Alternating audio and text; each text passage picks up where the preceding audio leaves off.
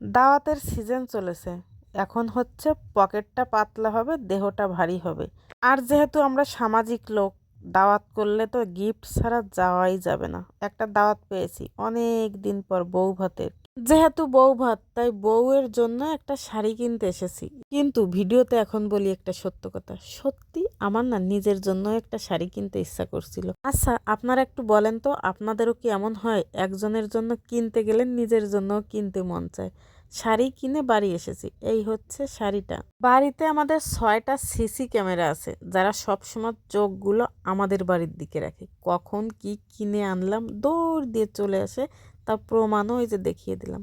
আর এই হচ্ছে আমাদের বউ, মানে আমাদের কাকিমা। কিন্তু আরেকটা মজার বিষয় কি জানেন, আমাদের এই কাকিমাটাকে সাজানোর পুরো দায়িত্বটা ছিল আমার 2 বিউটিশিয়ান বোনের।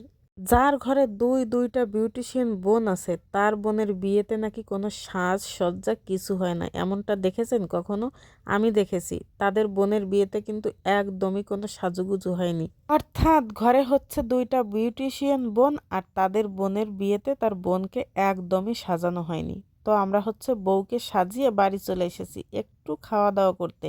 আমাদের সাজাতে সাজাতে অনেক খিদে লেগে গেছে, আর আমি তো ছিলাম হচ্ছে ক্যামেরাম্যান হিসেবে। 2 বোন সবসময় গবেষণা করতে থাকে, ওদের গবেষণা দেখে আমি একটু সবসময় সরে সরে থাকি, কারণ আমি আবার ভাই এত বেশি গবেষক না। বাড়ি এসে খাওয়া দাওয়া করে আমরা এই যে চলে এসেছি আবার বউ ভাতে। এখন হচ্ছে গিফট দেওয়ার পালা, আমরা গিফট দিলাম। আর এই হচ্ছে আমাদের কাকিমা বসে আছে। আমরা কিন্তু কোনো সাজুগুজু করিনি, কারণ আমাদের বাড়ির পাশে দিন রাত সবসময় যাই, এই জন্য এত বেশি সাজুগুজু করিনি। আপনারা আবার ভাবতে পারেন দেখো কি খ্যাত, বউ ভাতে যাচ্ছে একটু সাজুগুজু করেনি। বউ ভাতে এসে ভাই আমার এত বেশি ভালো লেগেছে, সব পরিচিত মুখ, সবাইকে দেখে সবার সঙ্গে কথা বলে খুবই ভালো লেগেছে। আরও বেশি ভালো লেগেছে কি জানেন, প্রত্যেকে আমার ভিডিও দেখেন। এমনকি এই পবিত্র বারবার বলছিল আমাকে একটু ভিডিও করে নাও, এবং তোমার ভিডিওতে কিন্তু আমাকে অবশ্যই দেখাবা।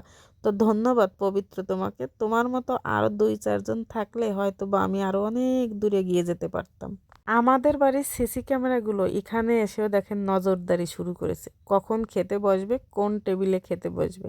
আর এই হচ্ছে আমার আরেকটা দিদি, বৌদি, আর আমার আরেক জননী, আব্বাজান, সবাই মানে আমাদের আত্মীয় স্বজন। সবাই হচ্ছে খাওয়া দাওয়া নিয়ে ব্যস্ত, আর আমি হচ্ছে ভিডিও করা নিয়ে ব্যস্ত। ওই যে আমি হচ্ছি একজন ব্লগার। সবাইকে একটু একটু করে তুলে নিলাম যাতে স্মৃতিতে থেকে যায়। তারপরে এই যে খাওয়া দাওয়া করতে বসেছি। ভাই আরেকটা কথা বলবো, খাবারগুলো যে এত মজার হয়েছিল, আমরা সবাই অনেক অনেক মজা করে খাচ্ছিলাম। আর সবাই যেহেতু এক জায়গায় বসে খেয়েছি, তাই মজাটা একটু বেশিই হয়েছে। মাঝে মাঝে সত্যি জানেন আমার মন চায় এভাবে সবাই মিলে কোথাও ঘুরতে যাই, এক জায়গায় বসে খাই। কিন্তু আসলে সব কিছু ইচ্ছা হলেই করা যায় না। আমার বোনগুলো বসেছে এক পাশে, আর আমাদের বাড়ির বৌদিরা বসেছে আরেক পাশে, মানে আমাদের বাড়ির সিসি ক্যামেরা। যতই হোক না কেন, আসলে ভালো লাগে কোনো কিছু কিনে আনার পর, কোনো কিছু করার পর তাদের দেখাতে না পারলে ডেকে ডেকেই কিন্তু আমরা নিজেরাই দেখাই। তো বাড়িতে খাওয়া দাওয়া করে চলে এসেছে, এখন হচ্ছে 3 জনের মনে পড়েছে যে আমাদের কিছু ছবি করা দরকার। তারপর আমি তাদের কতগুলো ফটো তুলে দিলাম। আরেকটা কথা কিন্তু বলা হয়নি, আমার ভিডিওটা কিন্তু অনেক আগের, আসলে এডিট করার অভাবে আমি অনেক ভিডিও জমা আছে যা আপনাদের সঙ্গে শেয়ার করতে পারছি না। যাই হোক, ভিডিওটা এখানে শেষ করছে আপনাদের বাগেরহাটের মেয়ে লিপি। সবাইকে অসংখ্য অসংখ্য ধন্যবাদ দেখার জন্য ভিডিওটা।